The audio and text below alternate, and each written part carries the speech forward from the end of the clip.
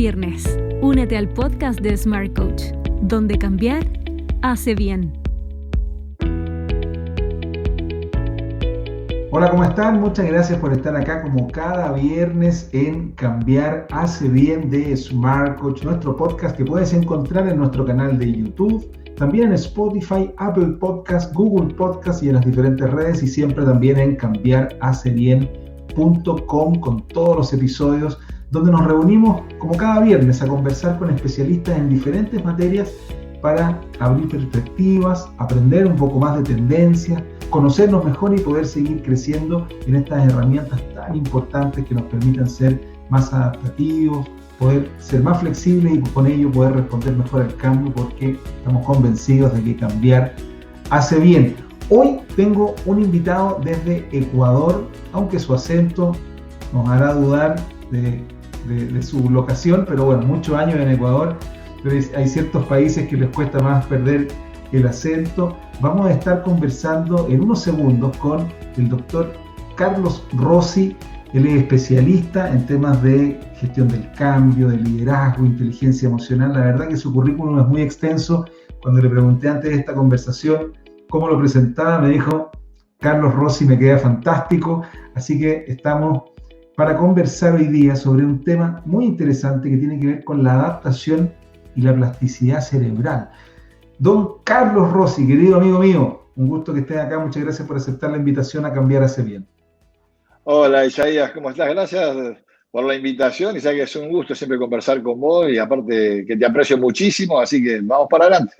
Te lo agradezco, es recíproco. Carlos, estamos metidos en un contexto, nosotros lo venimos hablando hace muchos episodios en este espacio, que nos desafía a adaptarnos probablemente a un ritmo y en una envergadura que no estábamos acostumbrados, que no lo estábamos haciendo antes. Ya estábamos claros que lo único permanente es el cambio, lo decíamos como un mantra, sabemos que la adaptación es muy importante, pero otra cosa es con guitarra, como dice el dicho, y estamos ahora en un contexto donde parece que es adaptarse o adaptarse, ¿no? No hay muchas más opciones. Quisiera comenzar esta conversación contigo para consultarte cuál es el principal desafío interno, ¿sí? Mental, cerebral, emocional, que nos propone en la situación de cambio en la que estamos viviendo. Bueno, es una pregunta bastante, no compleja, sino es bastante amplia, pero vamos a tratar de focalizar en dos o tres puntos importantes. Primero, esta cuestión de la pandemia, del encierro, nos metió y nos pegó muy duro a toda la humanidad porque nos encontró el punto más débil, ¿no? Es decir, acá no hay distinción de raza, ni de credo, ni religión, ni estatus social. Todo el mundo, ante algo microscópico, quedó al nivel de supervivencia. Eso es lo primero que tenemos que entender. Esto fue a nivel de supervivencia. ¿Supervivencia qué quiere decir? Es algo que apareció directamente y nos pone en riesgo de muerte. En ese punto, vos fíjate, el primer cambio que hubo, si vos lo ves a nivel global, muchas potencias, sus líderes, dejaron de costado el ego y comenzaron a relacionarse y a apoyarse, a buscar ayuda, ¿no? Entonces hay un estudio de Harvard, yo entreno en negociación avanzada a los directivos, hay un estudio de Harvard sobre negociación que dice que los negociadores que antes eran ganar-perder, con esto de la pandemia han hecho encuestas y han comenzado a ver cambios psicológicos que tienden ya a perder-ganar y a buscar un equilibrio para poder llegar al ganar-ganar. ¿Qué quería decir? Que aquellos que eran muy de ganar-perder, muy de querer sacar la mejor tajada y no ceder, ahora les tocó convivir en el encierro con su familia, tratar de ceder cuando a lo mejor antes no colaboraban en las tareas de la casa, poder entender más la problemática de la familia cuando ellos no están, sea hombre o mujer, y esto ha ido cambiando, y ahora, post pandemia, se dice que lo que va a primar siempre va a ser la negociación colaborativa. Entonces, el primer cambio que hubo, por reacción, por reflexión, y por la cuestión de auto-coaching, si lo querés ver así, aquellos que no tienen un coach, fue poder sentir el impacto emocional, que fue lo que realmente los hizo ver como totalmente vulnerables y no ser omnipotente o sentir la soberbia de la grandeza. Acá nos tiró el ego a todo abajo.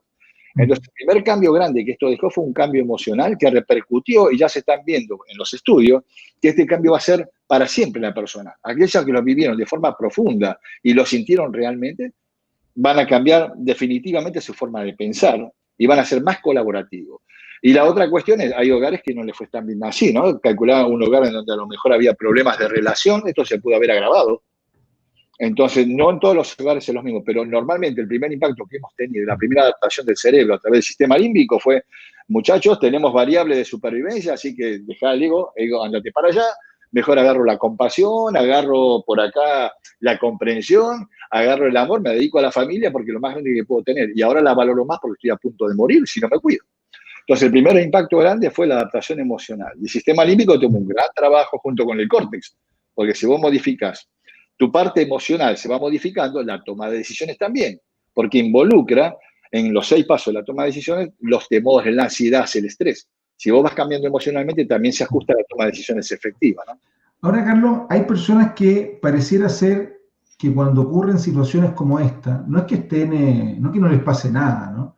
Pero pareciera ser que están más preparadas o que reaccionan de mejor forma, que se adaptan con mayor velocidad, y otras que les cuesta muchísimo, y es un proceso muy a contrapelo muchas veces, muy a contracorriente.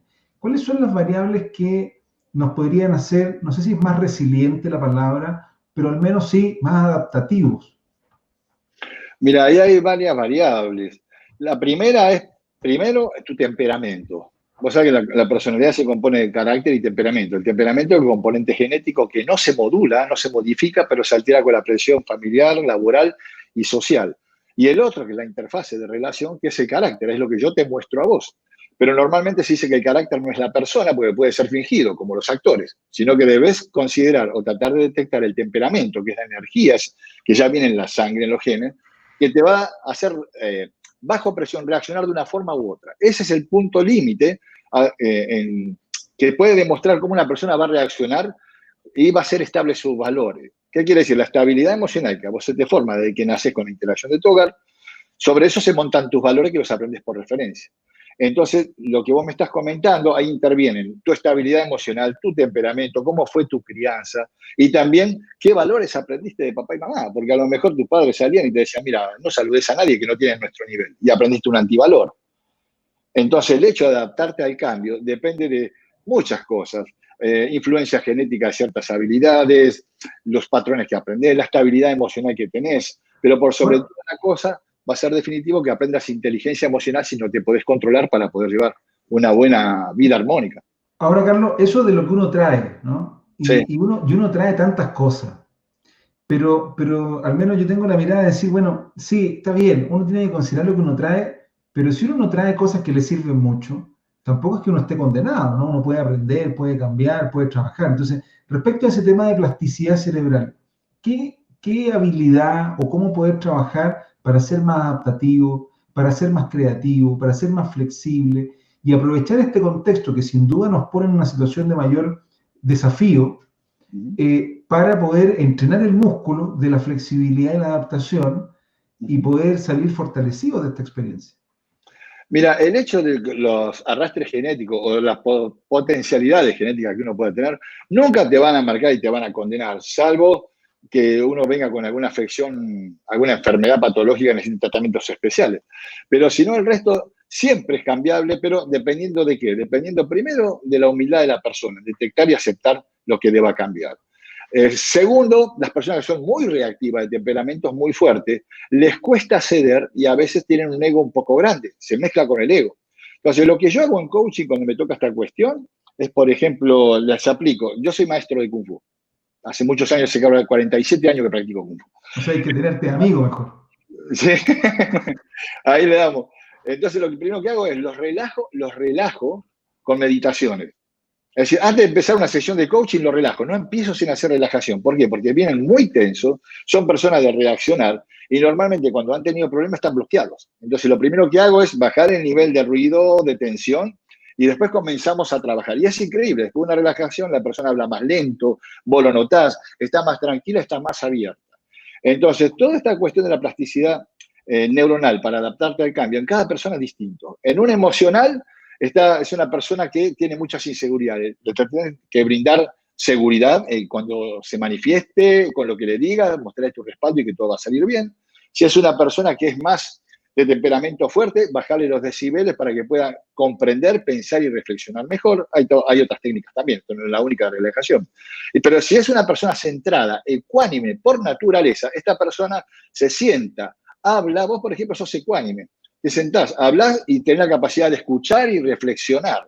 Entonces es como una campana de Gauss, ¿no? En un extremo de bajo EQ, baja inteligencia emocional, están los totalmente autoritarios y soberbios, pierden los estribos, se elevan la voz, poca inteligencia emocional. Los ecuánimes, que son los que saben ajustar y ceder, están en el pico más alto de la inteligencia emocional. Y cuando vuelve a sacar, en el otro extremo están los vulnerables emocionalmente, que por inseguridad no saben cómo gestionar las presiones y las emociones. Entonces, la plasticidad neuronal, cada cambio de esto que vos lográs, vos sabés que cuando una neurona guarda un dato, modifica su estructura, puede agregar sinapsis, cambiar la morfología, y ahí está la plasticidad y el cambio, ¿no? Y ese cambio lleva 15 horas aproximadamente. Entonces, todo el cambio que vos haces va a depender, primero, de tu humildad, segundo, de cómo puedas manejar las presiones para ser reflexivo, y tercero, el potencial genético que vos tengas para esto grabarlo rápido y transformarlo en un conocimiento. Hoy sabemos que todos los cambios que haces llegan hasta los segundos mensajeros del ADN y tus hijos van a heredar todo aquello que vos ya estés incorporando y quieres en la estructura cerebral. Entonces, todo esto es la plasticidad, pero depende principalmente de estos tres factores que te comenté. O sea, es una inversión a futuro. Es una inversión a futuro, siempre, siempre. Tenemos que buscar la mejor versión, y esto es a futuro, ¿no? Siempre. Oye Carlos, yo me quiero tomar de esto que tú nos comentas del tema de la plasticidad, porque vi hace un par de semanas algo que me llamó la atención y que me pareció genial, la verdad. Me apareció en internet una publicidad de una universidad que estaba ofreciendo un curso o un diplomado, no sé, da lo mismo, una formación ligada a entrenar, a aprender a pensar. Ese era el programa, ¿no? Era un programa para aprender a pensar. Y estaba enfocado principalmente en el área de educación. Sí. Me pareció fantástico porque yo tengo la siguiente mirada, me gustaría conocer la tuya, Carlos. Yo creo que, por ejemplo, tú mencionas la meditación. En la meditación existe una serie de ejercicios de respiración, por ejemplo. Sí. Todos nosotros respiramos desde que nacemos, pero eso no quiere decir de que sepamos respirar, ¿no? Exacto. Todos nosotros nos alimentamos desde que nacemos, pero no quiere decir de que sepamos comer, ¿no? O que nos sepamos a nutrir, ¿no? Sí. Y tengo la impresión, al menos en lo que yo creo en mi cabeza, de que con el pensamiento pasa lo mismo, que todos nosotros se nos ocurren cosas en nuestra cabeza, pero eso no quiere decir de que sepamos pensar. Entonces, caso, sí. ¿cierto? Entonces esto que tú comentas, para poder ir trabajando la plasticidad, parece que es muy necesario trabajar esta capacidad analítica, reflexiva, de pensamiento crítico, en fin. Y entonces a un grupo de personas se le hace todavía más desafiante porque le cuesta aprender a pensar. O sea, no está entrenado en eso, así como no estamos entrenados en inteligencia emocional, aunque todos tengamos emociones. No estamos entrenados en pensar aunque todos tengamos pensamiento. Entonces, ¿cómo poder ejercitar ese músculo que pareciera ser basal para poder montar después estas otras habilidades? Mira, yo te diría que habría que empezar desde muy chico, ¿no? Esto debería empezar desde la escuela. Vos sabés que en muchísimos, bueno, con Six Seconds sabemos bien que en 149 países ellos están tratando de actuar en toda la parte educativa también. Debería empezar desde ahí, ¿Por qué? Porque los chicos tienen problemas en sus casas, los maestros a veces tienen que hacer tipo de psicólogo, de contenedores también, pero yo me he dado cuenta que en muchísimos países la inteligencia emocional todavía está muy en pañales y ni siquiera los docentes se los entrena primero, porque para poder contener a una criatura o entenderlo o apoyarlo, los docentes tienen que estar entrenados en inteligencia emocional, son los primeros. Otra de las falencias que encontré en donde podemos trabajar desde este punto de vista es ahora que hicimos coaching solidario en la pandemia, atendimos más de 100 y pico de personas. Y atendimos muchos, fíjate vos, estudiantes de medicina en el último año, que estaban haciendo su residencia. Entonces, ¿qué pasó? Llegó la pandemia, estos chicos estaban en los hospitales y comenzaron a desertar varios. Y otros no, otros pedían ayuda psicológica porque tenían temor y faltaban los medios de protección. Y cuando empezamos a ver los chicos que estaban desertando, muchos de ellos habían estudiado medicinas impuestos por sus padres. Entonces, ¿qué quiere decir? Los padres, por falta de inteligencia emocional, y los chicos, por no haber recibido ya en la universidad inteligencia emocional y saber empoderarse de su vida y decidir sobre lo que los quiere hacer feliz, ¿qué fueron? Pusieron su felicidad en los padres para hacerlos felices a ellos, se recibieron y en el momento que hacía falta la vocación, no hubo, se fueron. Entonces, yo aquí quiero ser abogado del diablo, Carlos.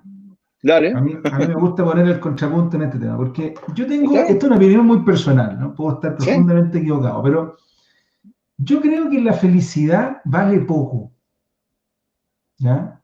Y te lo voy a explicar. Yo creo que la felicidad vale poco, primero porque creo que está muy romantizada por la cultura, el cine y todo lo demás. Y hay mucho de utópico en el concepto que se tranza de la felicidad. Y por otra parte, porque yo creo que después de ciertas experiencias en la vida, uno pudiese darse cuenta, al menos en mi caso ha sido así, de que la felicidad al lado de la tranquilidad no vale nada. Si no tenés tranquilidad, olvídate, claro. Claro, que llega un momento que uno dice, viejo, yo no sé si quiero estar feliz como en las fotos de la publicidad. Yo lo que sí quiero es estar tranquilo, quiero tener paz, ¿no? Entonces, en ese sentido, muchas veces en el proceso de conquistar esa tranquilidad o esa paz, o ese bienestar subjetivo, si queremos llamar así más técnico a la felicidad, también a uno le toca transitar por situaciones o hacer cosas que no son del todo gratas, ¿sí? Tú lo sabes bien, lo hemos conversado en varias ocasiones. Yo tengo un hijo pequeño y tú también eres papá. Y cuando uno, por ejemplo, está en el proceso de crianza, no todo es grato, ¿no? Si fuera por mi hijo, él comería papas fritas todos los días, todas las comidas, ¿no? Pero uno dice, bueno, pero yo no tengo que optar necesariamente por lo que lo deja más contento, sino que tengo que optar por lo que le hace mejor, ¿no? Sí. Entonces, ¿cómo poder compatibilizar eso en nuestras decisiones de vida, en este proceso de adaptación? Para no ser gobernado por el hedonismo y poder ser capaces también de tomar decisiones un poco más a largo plazo que van a involucrar algunas acciones que no son del todo ricas. Tampoco estoy diciendo que tenga alguno que ser un mártir, pero que conllevan otros precios, digamos. Mira, yo estoy de acuerdo con vos con que la palabra felicidad, es más, uno la nombra ya como, casi te sale como un cliché, pero es una cuestión muy amplia y aparte, si uno se pone a analizarlo con un poquito más de rigor, hay frases que se utilizan como diciendo, la persona que cumple sus sueños ya es feliz. No, porque un psicópata mata y es feliz, el tipo no tiene la menor idea. Entonces, esa frase un poco había que afinarla porque ya me la han cuestionado cuando uno la comenta, así como un cliché, varios psiquiatras inclusive. Eso no es así, no lo puedes decir abiertamente, porque hay gente que es feliz, aunque no esté en su contexto real, y el tipo es feliz. Entonces, el hecho, me pega más la tranquilidad, como vos decís. Me pega más la tranquilidad, tener paz, porque tener paz significa que vos estás en el camino que querés cursar, estás haciendo lo que a vos te gusta, te estás sintiendo grato o estás recibiendo gratitud de la gente por haber hecho las cosas bien. Pero eso también lleva a la cuestión de ética, principios y valores, ¿no? Que te llevan a actuar a vos. Entonces yo pienso que lo primero que una persona debe tratar de analizarse es cuáles son sus principios más fuertes y sus valores más fuertes, la guía para su vida, para ser una persona que todo el mundo lo respete y también que tenga un propósito de vida en el fondo. Si vos tenés un propósito de vida, vos enfocás la vida de manera distinta, ves a las personas como prójimos y buscas apoyar, ayudar, desarrollarlos, ayudarlos espiritualmente en todas las facetas, pero uno busca de corazón hacerlo. Esto te cambia todo el enfoque de tu vida. Entonces uno se puede sentir feliz. La otra vez me decían, Carlos, ¿sos exitoso vos? Digo, yo soy súper exitoso. Me dice, escucha, me dice, pero hace 4 años que está con el mismo carro. Y le digo, el éxito no es sinónimo de dinero. Primer error que tenés en tu cabeza. Para un segmento de la sociedad sí que son los empresarios, aquellos que abren fuentes de trabajo, claro, necesitan y lo administran muy bien. Para un científico, ser feliz es investigar y tratar de descubrir algo. A lo mejor se le va la vida y está ganando 800, 900 o 2.500 dólares. Y para un misionero no gana nada y es feliz en el África ayudando a la gente. Entonces no te confundas y no asocies el éxito con el dinero, porque eso no es así. Entonces la idea es principios, valores, propósito de vida y qué es lo que a vos realmente te hace entre comillas, te da tranquilidad o paz, como decimos. Prefiero decirlo así, me sonó mucho mejor. Te da tranquilidad o paz. Oye, Carlos, en el minuto que nos queda, Sí. y antes de que cerremos esta interesante, yo disfruto mucho conversar contigo, porque siempre uno aprende cosas contigo. Carlos, ¿cómo poder ejercitar nuestra capacidad sináptica, nuestra capacidad de tejer un puente entre hemisferios? Hablando precisamente de la plasticidad, ¿no? Yo, por ejemplo, una de las cosas que hice, que no lo hice solo por eso, ¿eh? De hecho, fue la última quizás de las razones, porque es más bien un sueño infantil en esta búsqueda de tranquilidad y placer, ¿no? Me compré un piano y empecé a aprender a tocar piano. Súper. Y me di cuenta, y de repente mientras estaba ahí en mis clases, de que mi cabeza se iba al análisis que estaba ocurriendo en mi cerebro, ¿no? Y cómo estaba explotando todo adentro con el hecho de tener que funcionar con dos manos en distintas. Y dije, wow, este ejercicio cerebral es genial. ¿Qué cosa puede hacer la gente para poder ejercitar su capacidad de cabeza y poder, a partir de ahí, estar mejor preparado para el cambio y la adaptación? Que es algo que nos va a acompañar y que hoy día lo necesitamos todos. Mira, hay muchas formas de poder hacer más flexible el cerebro, pero siempre va a depender de la motivación o de la atracción que tengas por cierta tarea que quieras hacer, ¿no? Si yo le digo a una persona, mira, quieres ser flexible y ser más valiente, pasar por la cornisa del edificio en el número 20, en el piso 23 y volver. Hay gente que no lo va a hacer, primero por temor, porque no le gusta, pero dentro de lo que a uno le puede gustar, es, por ejemplo, yo desarrollé una metodología que el año que viene va a salir como una certificación para creatividad e innovación, que te dice, bueno, ok, vamos a desarrollar una mente flexible. Fue la tesis doctoral mía en Estados Unidos en educación el año pasado. Perdón, en el 2016. ¿Cuál es la cuestión esta? Fácil, agarra. ¿Qué es lo que te limita a vos? Si yo a vos te digo hoy, construime un barco, lo más probable es que las personas me digan, pero escúchame, che, yo de esto, ingeniería naval, nada. Bueno, y la cuestión es, ¿cuál es el límite? ¿Sos vos o es la ingeniería naval? No, soy yo porque no, realmente nunca leí. Bueno, aprendí a leer de todos los temas, primero.